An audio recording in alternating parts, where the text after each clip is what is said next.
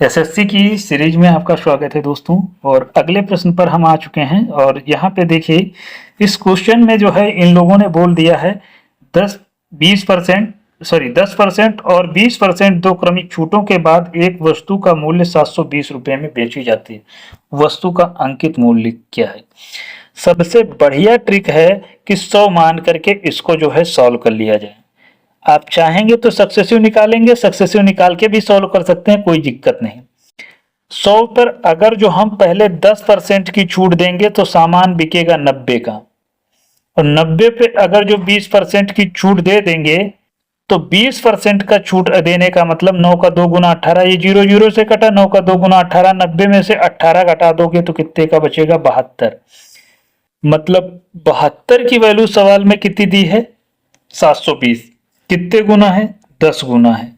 इसी तरीके से अंकित मूल्य हमें पूछ रहा है तो अंकित मूल्य 100 का मल्टीपल होगा, 100 को 10 से मल्टीप्लाई करेंगे मतलब 1000 का सामान था जो 720 रुपए का बिका है।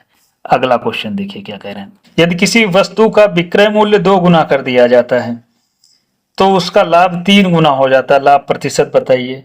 क्वेश्चन जबरदस्त है, देखिए क्या कह रहे हैं।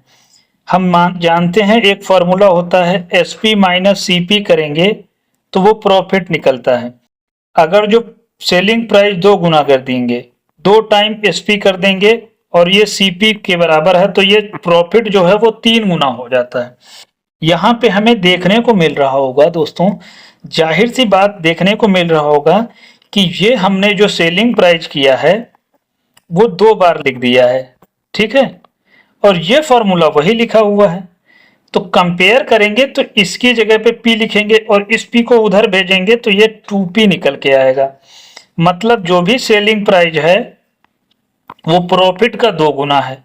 अगर जो इसको और हम एक्सपेंड करके लिखें तो एस पी माइनस पी, यहाँ से एक पी हटा लेंगे तो यहाँ पी बन जाएगा, यहाँ से एक पी, इसको पी प्लस पी लिख सकते हैं तो एक पी इधर ले आए तो इसका मतलब कास्ट प्राइस भी होगा वो पी के बराबर होगा। सेलिंग प्राइस 2p के बराबर है, 2 टाइम्स प्रॉफिट, तो कास्ट प्राइस p के बराबर है। तो अब प्रॉफिट कितना होगा ये क्वेश्चन में पूछा है तो हम यही निकाल लेंगे यहां से। देखिए अब जो है प्रॉफिट कितना होगा, वो 3 टाइम प्रॉफिट हो रहा है पहले के कंपेयर में। पहले प्रॉफिट p होता था, कास्ट प्राइस भी p के बराबर है और प्रॉफिट परसेंटेज निकालना है। यहां से घटाएंगे वो 2 टाइम्स p निकलेगा और ये 100 निकलेगा, ये p निकलेगा, ये p कट जाएगा तो प्रॉफिट कितना निकलेगा? वो 200%, 200% के इक्वल आएगा। इसी तरीके से अगला क्वेश्चन देखिए क्या कह रहे हैं। अगले प्रश्न में, प्रश्न जबरदस्त है और प्रश्न में इन लोगों ने बोला है कि किसी वस्तु को अगर जो 450 रुपए में उतनी हानि होती है जितने 550 रुपए में बेचने पर लाभ होता है। वस्तु का क्रय मूल्य बताना है।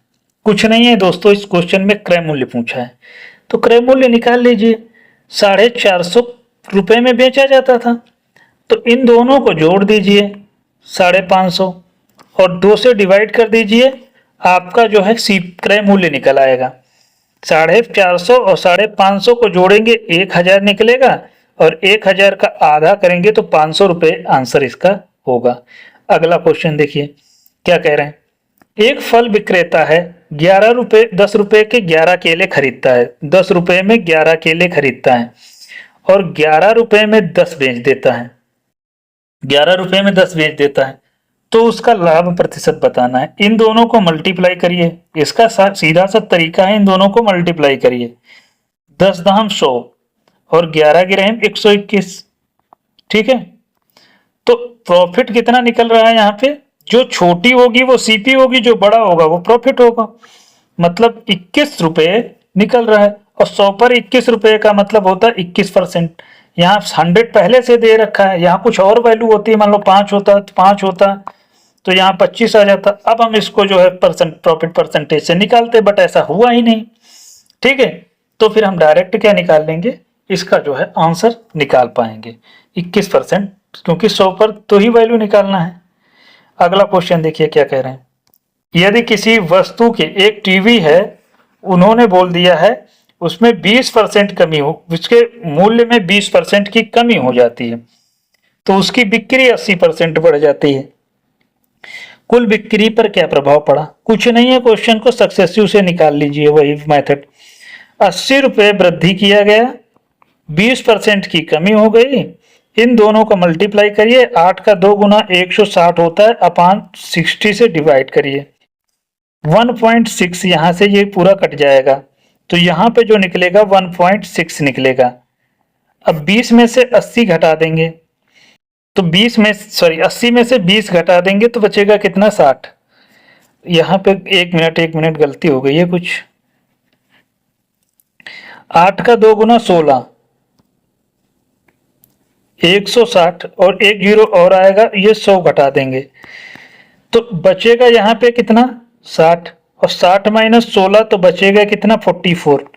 मतलब 44% इसका जो है सही उत्तर होगा दोस्तों।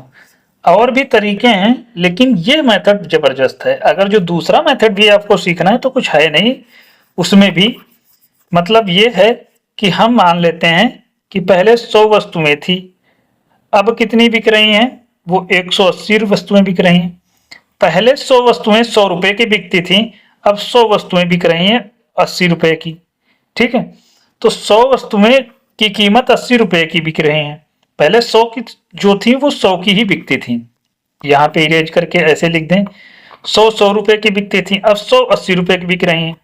100 80 रुपए की बिक रही हैं, तो 180 कितने की बिकेंगी? 18 अट्ठे 144, मतलब 144, 14,400 रुपए के इस हिसाब से जो है निकालेंगे। ठीक है, और इसको 100 से डिवाइड करेंगे तो ये 2 जीरो जो जीरो से कट जाएगा, तो बचेगा कितना? 144 रुपए का सामान अब बिक रहा है। तो 100 से कितना ज्यादा है? 100 से ज्यादा कितना है? 100 से 44 ज्यादा है, तो 44% का ही प्रॉफिट आएगा। ठीक है दोस्तों, अगला लेक्चर जो है वो हम लेके आएंगे, वो सिंपल इंटरेस्ट का होगा। और जबरदस्त वीडियो लगा हो तो लाइक जरूर करिएगा, चैनल पे पहली बार है तो सब्सक्राइब कर लीजिएगा। वीडियो देखने के लिए धन्यवाद।